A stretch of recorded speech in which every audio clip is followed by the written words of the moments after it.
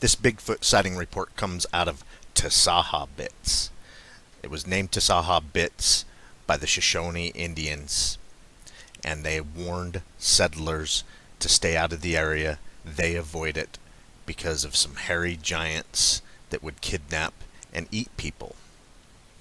Now the area is known as Jarbidge and Jarbidge Forest. Hunters encounter an aggressive group of Sasquatch in the Jarbidge Mountains of northern Nevada. My stepdad and I left Reno, headed for northern Elko County and the Jarbidge Mountains for his archery mule deer hunt. He had drawn early on the morning of August 6, 2014. It took about 7 hours to get there, as we had to finish some shopping for perishable food items we needed. We really didn't have a set return date for this trip. We just planned on staying out there until we had enough of the season. During the 7 days leading up to us leaving northern Elko County was just getting hammered with rain and thunderstorms every day. The day before we left, I had read that there were 4.5 inches of rain in 6 days, which for the desert is a ton of water. There were areas up there that were currently flooding at the time we left, and much of the northern area of the county was under flood advisories. We really didn't know what to expect up there, and the forecast just kept calling for more thunder showers every day pretty much around the clock. We were there for a total of 12 days, and 9 of those days it rained heavily when the thunderstorms rolled through. It turns out while we were there, it rained almost another 6 inches in 9 days. It was a very soggy trip, but I tell you this to give you an idea of the great tracking conditions we were presented with, if you could find any tracks before the rain got to them. We arrived at camp a little after 2 p.m. on the 6th.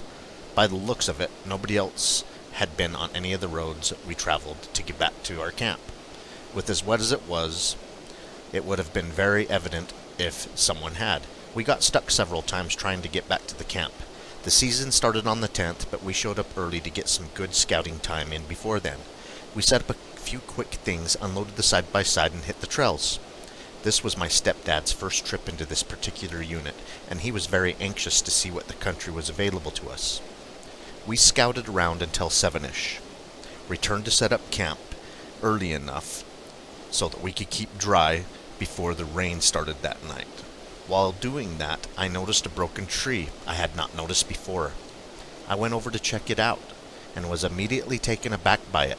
I was looking at a healthy tree that was still alive except for a broken part that had been bent over 90 degrees and snapped with no damage to any other part of the tree or trees that were surrounding it. It had not been hit by lightning or hit by a truck or ATV or anything like that. I don't know if it's worth nothing, but the broken part was pointed at the campsite. Needless to say, I felt I was looking at my first tree break. I had no other explanation for it, and it definitely happened that year during the growing season, as the tree had been fully leafed out before it was broken.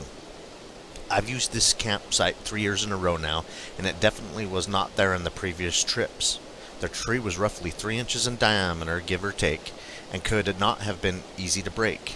I got my stepdad to help me try to replicate it on other trees of similar size and accomplished nothing. The tree species was a quaking aspen.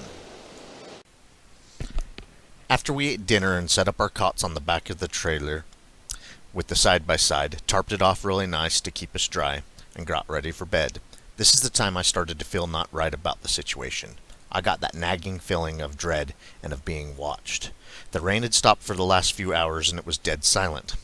In the 3 years I've been there, I've never heard it that quiet. It was that deafening quiet. Ever since my first Sasquatch experience, I always have my light with me and my gun by my side. Tonight was no exception. I had left both in the truck and realized it before I climbed into my bag for the night. So I climbed out of the trailer tarp set up to retrieve them. By now, we were between 2 thunder cells and the lightning was flashing occasionally, lighting up everything. The truck was about 10 to 12 yards from the trailer. When I reached the passenger side, right as I was about to open the door, lightning flashed, 6-7 yards in front of me was the silhouette figure of an upright, standing, two-legged, hairy man with a slight conical-shaped head. It appears that it was going from right to left and not directly facing me. Then all went black, and an eerie thunder crackled. I must have damn near torn the truck door off the hinges. I felt I was moving so fast to get my light and gun, I was freaked out at that point. I mean, see something 20 feet from me and have the lights go out like that? See how calm you can stay. Anyhow, I got my light and gun and saw nothing there when I got the light on, which was maybe a second or two later. So now armed, I felt a little braver and walked over to the road where I thought I saw it. I did find some tracks going from left to right.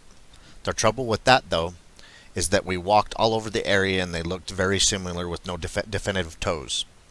It was just a bunch of mushed looking prints because it was so beyond muddy. Most areas had no firmness left to the dirt and mud. It was just a boggy mess. So I half-assed convinced myself that I'm seeing things from the long day I've had, and I'm letting that tree break get to my head a little too much. I walked back while scrutinizing the entire 360 degrees around camp very carefully with my flashlight, and I climbed into bed. I'll never forget looking at my phone to see what time. I climbed into my sleeping bag. It was 9:02 p.m. I shut the phone off and laid there thinking about where and what I might show my stepdad the next day. What began to happen next is what turned me into a complete skeptic to a complete believer of Sasquatch. It was 10-15 minutes tops for when I laid down and started hearing movement outside the tarp and began hearing the squishing of the mud under something's feet. It was moving very stealthily and came up to within a few feet of the tarp directly behind my head and stopped. I'm lying there trying to decipher the sound I just heard, and the tarp starts being pushed down at my midsection. It was pushed down about a foot, and me not thinking at all, and really freaked out on the inside without making noise on the outside, reacted and swatted at the pushed down area, and I hit something pretty hard. It hurt my hand. The tarp went back up immediately, and what was standing there shuffled back and smacked the tarp directly behind my head, causing me to let out a "ah" sound, and I consequently rechambered around into my Glock 45. Before I go any further, I need to let people know that my stepdad was on the same trailer about 8 feet from me, lightly snoring from time to time, and he is probably the soundest sleeper I've ever met. I'm convinced he could sleep through the house burning down and a carpet bombing a block away. The way we had the tarp set up was like a burrito, with his end tied closed and my end being open, the end we climb out of. So now I'm lying there with my gun, ready after it slapped the tarp behind my head, and then it goes dead silent. I'm not sure how much time goes by during these silent periods. It could be as much as 5 or 10 minutes. But I soon hear the one behind me move a little and hear more coming up to the side that my stepdad is on. I know there was 2 of them that came up on his side because 2 opposite corners of the tarp began getting pulled on at the same time and smacked around. All the while, I still have the one behind me, and my stepdad is happily asleep. This is the point where everyone always asks me, why didn't you wake up your stepdad, and why didn't you start shooting? Well, I was trying to wake him up. I would call out his name as loud as I felt comfortable because these things heard you. It would amp them up, and they would shake the trailer and slap and pull the tarp. Now, as far as shooting goes, I wanted to in the worst way. However, I couldn't see what I was shooting at, and I only had 13 rounds on me. I left my other clip in the truck. Knowing there was 3 of them outside, I didn't feel shooting would accomplish anything except maybe getting us both killed. I felt the gun probably wasn't big enough to do the job unless I had a clean headshot or 2, and it was almost pitch black with the moon just starting to rise. Not to mention, I had a man asleep that had no idea anything was happening. If I were to have shot at one and they really attacked, he would never have stood a chance, and I would never want to put a family member or anybody for that matter in that situation. They hadn't tried to come in. I felt it was a scare tactic to get us to come out. So that crap keeps going on for a while, and I keep trying to wake up my stepdad to no avail. During one of the silent periods, the one behind me started to urinate just a few feet behind my head. That put a whole new scared into me for some reason. The volume had to be 2 to 3 times that of a man urinating. To me it sounded like a horse or a big bull urinating. I also need to say that the tarp was over 7 feet off the ground where this thing pushed down on it earlier. I couldn't do it, and I'm 6'3" and 305 pounds, and this thing's outside had me feeling like an infant. It gave a whole new feeling to the situation. After it urinated, I was really freaked out. One, maybe two steps from having a complete breakdown. I was shaking with tears rolling down my face and my nose running like a child. I'm not ashamed to say that either. It was truly the scariest thing I have ever experienced in my life. It was happening 100 miles from nowhere in the dark with multiple Sasquatches. It got quiet after it urinated for a short time, then it started breathing deeply and heavily. When I made another attempt to wake my dad again, it had a real menacing sound to it. And then the other two swatted around the tarp some more. It got quiet again, and then from front of me, this time, another one or more started throwing rocks and debris at us. It was hitting the tarp from all over from in front of me. It stopped shortly after and got real quiet. The two behind my stepdad moved back quite a bit, it seemed, and they started throwing our firewood around and stomping on the ground and breaking tree limbs. The commotion almost woke my stepdad up and had me laying there with my gun pointed back over my head, hoping they would just leave already. But that wasn't happening. It got quiet again, and this time was quiet for the longest, and it made me feel better, like maybe they were leaving because I heard a lot of movement off the trail in the tree line. As I'm feeling better about it, the one behind me never left. It started to urinate again and turned midway through and finished by urinating behind my head on the tarp, and followed up with a low, grumbled growl. I felt it reverberate through my body and shook the tarp. That was the final straw. I lost it. I had a small 3-foot-long rake we used in the camp with me in case it rained, so that I could push water up off the tarp. I threw it at my stepdad and started screaming for him to wake up. The rake had an aluminum handle that hit the metal side caught in my stepdad's arm, then bounced and hit the trailer railing, just making a hell of a noise. The one behind me backed off and made some weird noise I can't describe.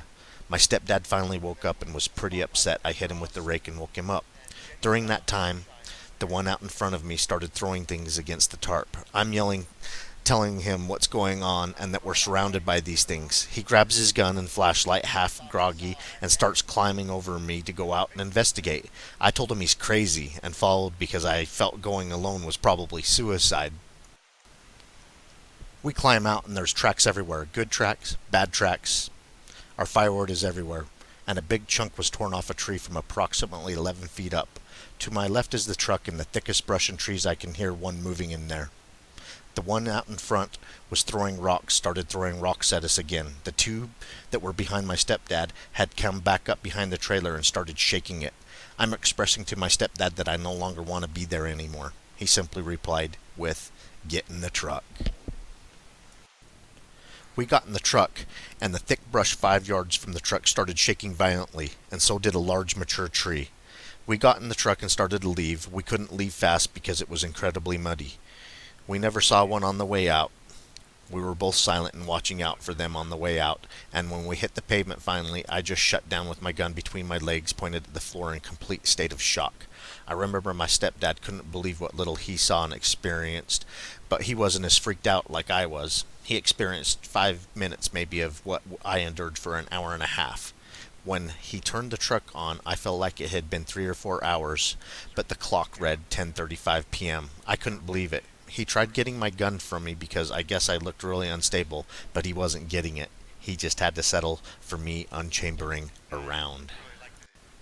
We didn't know what to do after that, but we needed to go to the town of Jarbidge the next morning, so we drove there, which was 28 miles north of where we were, so I gradually regained my composure and got a really crappy few hours of sleep in the truck while we were parked there. Morning came, we hit the store, then headed back to the camp we had left the night before. I fully expected to find everything in shambles and ripped up to some degree, but when we arrived, it looked as if we had never left, minus the firewood being thrown all around. We started packing up camp because we sure as hell weren't not going to stay there anymore. We had to get the hitch off the side by side to tow the trailer out with the truck, but it was cemented in from all the mud, so I had to beat this thing out with a small sledgehammer. It made a hell of a noise up the canyon, so if anything was around, it was going to know we were there. I have to add that it rained rather hard after we left the night before, and all the tracks had been destroyed to the point of not being able to photograph them and have them to be useful at all, so that's why there was no track photos. It was 10 to 15 minutes after I got the hitch out. We were finishing loading up. I was loading the last ice chest onto the trailer, turned around to talk to my stepdad who was talking to me, and noticed some movement at my upper right, 35 yards away on a low ridge line on the north side of camp. I turned my head a little more, and sure enough, I'm staring at a Sasquatch who was staring straight back at me. It was 8:30 a.m. against a cloudless, piercing blue sky. It had to have wanted us to see it. It didn't appear to be trying to hide, and had purposely put itself against the skyline, something that every animal in the kingdom knows you don't do. That's without a doubt the easiest way to get yourself spotted in the skyline. It lasted about 4 seconds and then ran up the hill into the ravine. This thing was fast and always stayed low to the ground. It had a burnt auburn cinnamon colored hair that covered everything I saw on it, which was from the mid-torso on up. It had thinner looking hair on the chest and thicker on the arms. I would have to guess the length at 4, maybe 5 inches. The face had a wide smashed down looking nose with piercing dark eyes that looked recessed back into the head more than you or me. The exposed skin on the face was lighter colored than the hair, with a slightly darker buck-skinned kind of coloration. It didn't have a mustache and had a low, wide mouth and jaw line that seemed very robust, with a slight conical-shaped head that seemed to come directly out of the shoulders with no visible neck. It had very wide shoulders that were probably 2 or more of me, with very large pectoral muscles. That was definitely a male. I can't give a good height estimate because it seemed to be squatted down throughout the sighting, and even when it left, I felt it was severely crouched or running on all fours. 7-8 feet or bigger maybe. I really am not sure. I did see a hand when it turned to leave. It swung its left arm up above the ridgeline, and you could clearly see 5-fingered hand that was quite large. I was the only one to see this, as my stepdad had his back turned and only turned quick enough to see the sagebrush moving that it had hit when it ran. We promptly got in the truck and left after that happened. We left and headed for a Forest Service campground that was about 8 to 10 miles away. We figured we had obviously set up camp in an area that seemed to be important to these creatures, so we went for something that had been designated campground for tens of years, already hoping they would stay away. It didn't work, but they didn't get that angry attitude they had before. There was a few exceptions, but they were way more docile with us in our new spot. I don't remember the order and how the nights played out because we spent 10 total nights there, and I wasn't documenting the events, but I can give you what happened when they came around. The first night was quiet, but I couldn't sleep for obvious reasons. The night of the 8th, I was feeling a lot better about the whole situation, as our buddy Mike joined us for the next 7 days, and he has been hunting this particular area for the last 42 years and knows the area like the back of his hand. Having 3 guys in camps was a good confidence booster because Mike was a light sleeper like myself, and there was one more gun in the mix now. Mike arrived just before sundown on Friday the 8th. We got him all set up in camp, ate some dinner, and filled Mike in on what was happening the night of the 6th and the morning of the 7th. He thought we were pulling his leg, but quickly realized the seriousness of what we were saying. We were not joking around, and very adamant about what we were saying. Mike is one of the few people I told of my first encounter, so he thought we were joking about that because who does this crap happen to twice? Anyway, my stepdad went to bed, and me and Mike sat at the fire talking about the other events. After a while, we started hearing noises a little ways off and let the fire burn out because the moon was almost full and you could see 1,000 times better without the fire. Anyone who has spent time out under a full moon with no canopy overhead knows how bright it can be by a full moon. You can literally read a book by the full moon light if you wanted to. The noise kept creeping in closer and got that distinct bipedal signature to it. Mike couldn't believe what we were hearing. He immediately asked me if I had my gun, and I assured him I did, and suggested that he get his. So we were sitting there, and this thing sounded really close. It also sounded like there was just one, but I've thought that before and don't believe they travel alone very often, so we kept listening hard to maybe pick up another one, but we never did. So after a while, it stopped, but we knew it was there because it never seemed to have left. So I turned my flashlight on and started doing a sweep around the camp. Behind a large tree and bush, Mike said he saw a big set of eyes that looked kind of green. So I focused back on that bush, and sure enough, there was a large set of eyes that appeared to be watching us, as they looked to have a good 6 to 8 inch spread between them. They even blinked twice before this thing took off running and breaking brush on its way out. So for the next 3 hours, we sat guard around camp. It really surprised Mike that there were such things happening. He is an older gentleman in his 60s and never experienced anything quite like that. It was another sleepless night. The next morning we went over to the bush. We saw the eyes behind and measured up to where they were. It was 8.5 feet up. After that night, they all kind of blurred together into one. There was one night when Mike was still in camp that something came into the camp and was walking around and hit one of our ice chests and spun it around. It woke me up a little before 4 a.m. and I was very upset and angry at these things, and so I started screaming obscenities at it, and it woke Mike up at the same time. I actually climbed out to confront this thing because it seemed to be alone, and it ran away into the trees and brush. I continued screaming at it while Mike was getting out of his tent, and it clacked some kind of wood together fast 3 times. Mike and me both started screaming at it, and it busted a big mature aspen in half and left. The tree was 10 inches in diameter when we found it at first light, and sounded like a rifle going off. It was loud enough to wake my stepdad up, who thought we were shooting our guns. The rest of the time, all we heard were heavy footfalls and bipedal walking around camp. It also seemed to be one of them. It was 11 total nights of that kind of stuff going on, and the big encounter at the beginning. These deer hunters' Bigfoot experience happened only 20 months ago. This is what brings us into the Jarbidge wilderness area to search for Bigfoot. We're going to bring you our Bigfoot expedition videos in the near future of this area. We wanted to bring you the story behind it first, so you know the reason why we're here. Keep on watching. We're going to keep on squatching.